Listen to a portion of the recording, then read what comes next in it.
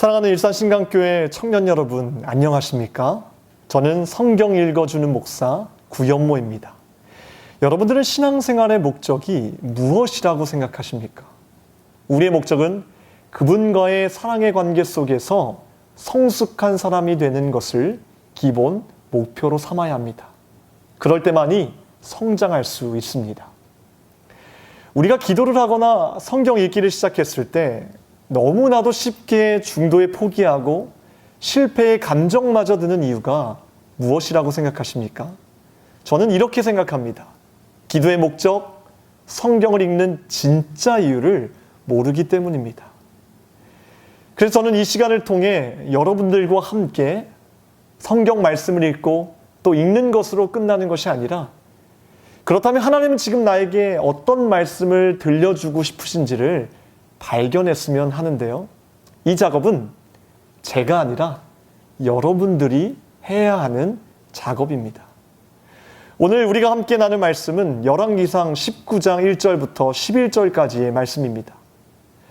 바알 선지자 450명과 갈멜산에서 450대 1로 싸워 승리했던 능력의 선지자 엘리야가 이세벨의 협박으로 인해 로뎀나무 아래에서 죽기를 강구했던 장면입니다.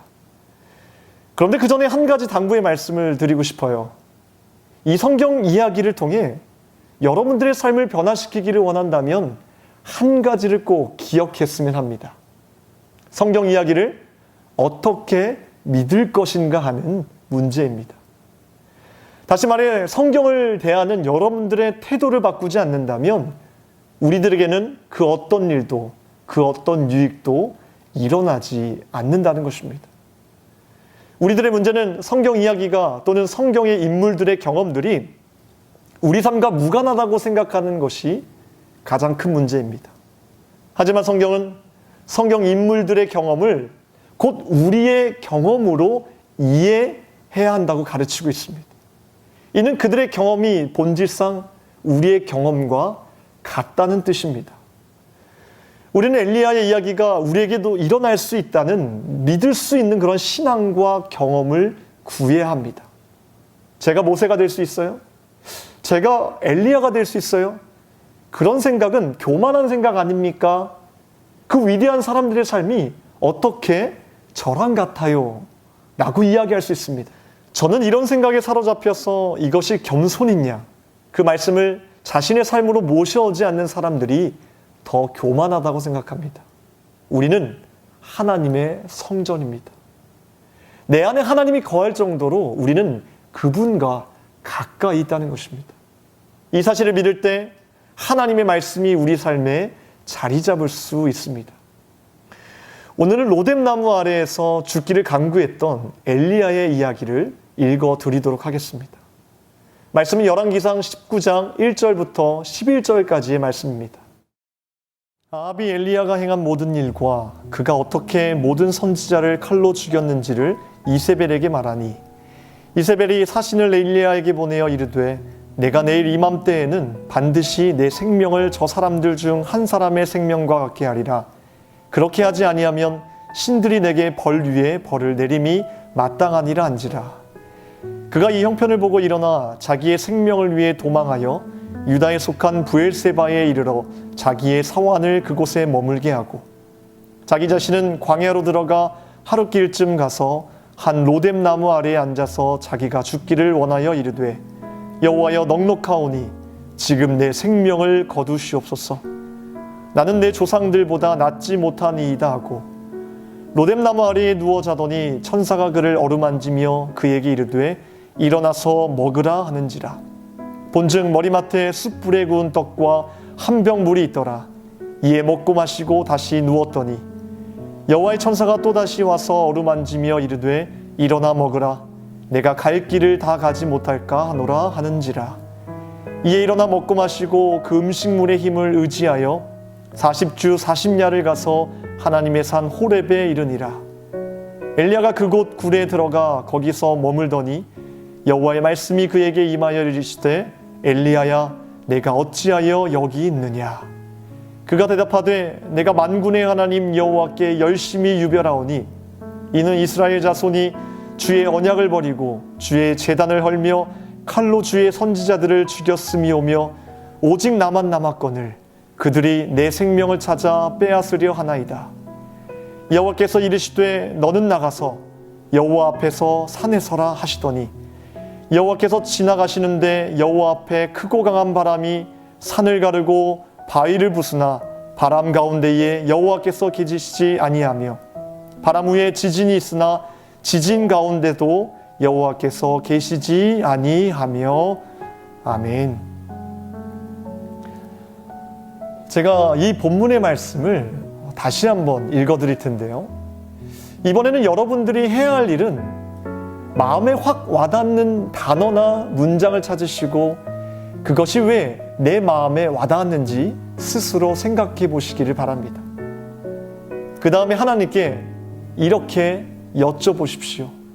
하나님, 이 말씀이 지금 나의 삶과 어떻게 연결됩니까? 그리고 제가 알아야 하거나 되어야 하거나 해야 할 것은 무엇입니까? 하나님, 우리의 질문을 통해 우리가 가야 할 길을 알려주시고 깨닫게 하실 것입니다. 이 본문 말씀을 다시 한번 읽어드리겠습니다. 아합이 엘리야가 행한 모든 일과 그가 어떻게 모든 선지자를 칼로 죽였는지를 이세벨에게 말하니 이세벨이 사신을 엘리야에게 보내어 이르되 내가 내일 이맘때에는 반드시 내 생명을 저 사람들 중 한 사람의 생명과 같게 하리라. 그렇게 하지 아니하면 신들이 내게 벌 위에 벌을 내림이 마땅하니라 한지라. 그가 이 형편을 보고 일어나 자기의 생명을 위해 도망하여 유다에 속한 브엘세바에 이르러 자기의 사환을 그곳에 머물게 하고 자기 자신은 광야로 들어가 하룻길쯤 가서 한 로뎀 나무 아래에 앉아서 자기가 죽기를 원하여 이르되 여호와여 넉넉하오니 지금 내 생명을 거두시옵소서. 나는 내 조상들보다 낫지 못하니이다 하고 로뎀 나무 아래에 누워 자더니 천사가 그를 어루만지며 그에게 이르되 일어나서 먹으라 하는지라. 본즉 머리맡에 숯불에 구운 떡과 한 병 물이 있더라. 이에 먹고 마시고 다시 누웠더니 여호와의 천사가 또다시 와서 어루만지며 이르되 일어나 먹으라. 내가 갈 길을 다 가지 못할까 하노라 하는지라. 이에 일어나 먹고 마시고 그 음식물의 힘을 의지하여 40주 40야를 가서 하나님의 산 호렙에 이르니라. 엘리야가 그곳 굴에 들어가 거기서 머물더니 여호와의 말씀이 그에게 임하여 이르시되 엘리야야 내가 어찌하여 여기 있느냐. 그가 대답하되 내가 만군의 하나님 여호와께 열심히 유별하오니 이는 이스라엘 자손이 주의 언약을 버리고 주의 제단을 헐며 칼로 주의 선지자들을 죽였음이오며 오직 나만 남았거늘 그들이 내 생명을 찾아 빼앗으려 하나이다. 여호와께서 이르시되 너는 나가서 여호와 앞에서 산에 서라 하시더니 여호와께서 지나가시는데 여호와 앞에 크고 강한 바람이 산을 가르고 바위를 부수나 바람 가운데에 여호와께서 계시지 아니하며 바람 위에 지진이 있으나 지진 가운데도 여호와께서 계시지 아니하며. 아멘. 저는 이 말씀을 묵상하면서 제 마음을 사로잡았던 단어는 두 개의 단어였습니다. 하나는 광야, 그리고 산이라는 단어였습니다. 지금의 삶이 마치 광야여서일까요? 남편으로서, 아버지로서, 또 목회자로서 잘 살아야 한다는 부담감 때문일까요? 그럴 때마다 제 연약한 마음이 절 광야의 삶으로 인도하는 것 같습니다. 여러분들은 무엇이 여러분들의 삶을 광야로 이끌고 있습니까? 엘리야처럼 하나님께 나의 솔직한 감정과 내 상황과 내 생각을 고백해 보시길 바랍니다. 저는 두 번째 단어인 산이 제 마음에 큰 위로로 다가왔습니다. 지금 내가 처한 곳이 광야라면 하나님이 원하시는 곳은 산이겠구나. 하나님은 광야에서 하나님의 산으로 내 삶이 옮겨지는 것을 원한다는 것이었습니다. 아, 이것이었구나. 저에게 이 말씀을 주고 싶으셨구나라는 깨달음이었습니다. 그리고 이 말씀이 저에게 보여주신 분명한 길은 광야에서 죽기를 간구했던 엘리야를 하나님은 어떻게 하나님의 산으로 인도하셨냐는 것이었습니다. 하나님은 우리의 상황과 형편을 무시한 채 막무가내로 일어나 하시지 않았고요. 자기가 원하는 방식대로도 몰고 가지 않으셨다는 것입니다. 하나님은 엘리야에게 지금 당장 필요한 것, 숯불에 구운 떡과 한 병의 물로 그의 필요를 먼저 채우셨다는 것입니다.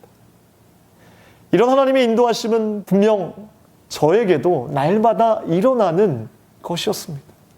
그러나 문제는 제 스스로가 엘리야니까 하나님이 도와주시지 않은 믿음 없는 나의 생각과 태도가 지금도 계속되는 은혜를 가로막고 있지는 않나 생각하게 되었습니다. 그리고 더 중요한 것은 엘리야는 이 은혜를 붙잡고 어쨌든 본인의 의지로 하나님의 산으로 나아갔다는 것이 중요합니다. 저는 이 부분에서 하나님의 먼저 된 은혜도 중요하지만 내가 이 자리에서 돌이켜 하나님의 산으로 나아가지 않으면 아무 소용이 없겠다는 생각을 하게 되었습니다. 11절 말씀에 하나님은 엘리야에게 말씀하십니다. 너는 나가서 여호와 앞에서 산에 서라. 하나님은 저에게 그리고 여러분들에게 이렇게 말씀하시는 겁니다. 여호와 앞에서 산에 서라. 산은 이스라엘 백성들이 시내 산에서 하나님과의 언약을 맺은 장소입니다. 너는 내 소유이며 거룩한 백성이며 제사장 나라라는 것입니다. 즉 하나님과의 첫사랑을 다시 회복하라는 것입니다.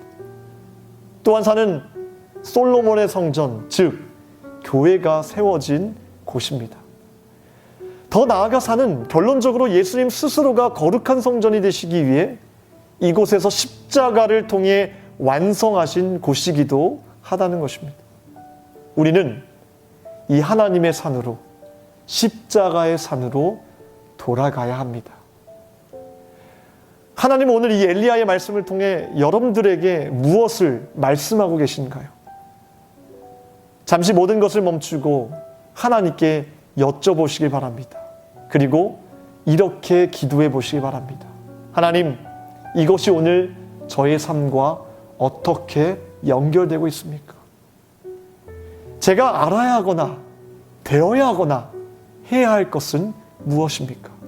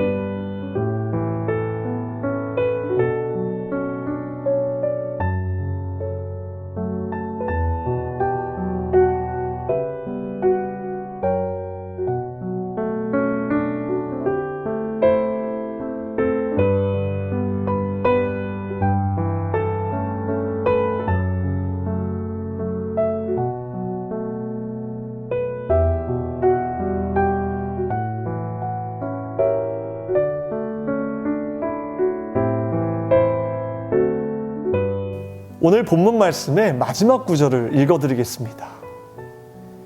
여호와께서 이르시되 너는 나가서 여호와 앞에서 산에 서라 하시더니 여호와께서 지나가시는데 여호와 앞에 크고 강한 바람이 산을 가르고 바위를 부수나 바람 가운데에 여호와께서 계시지 아니하며 바람 후에 지진이 있으나 지진 가운데서도 여호와께서 계시지 아니하며.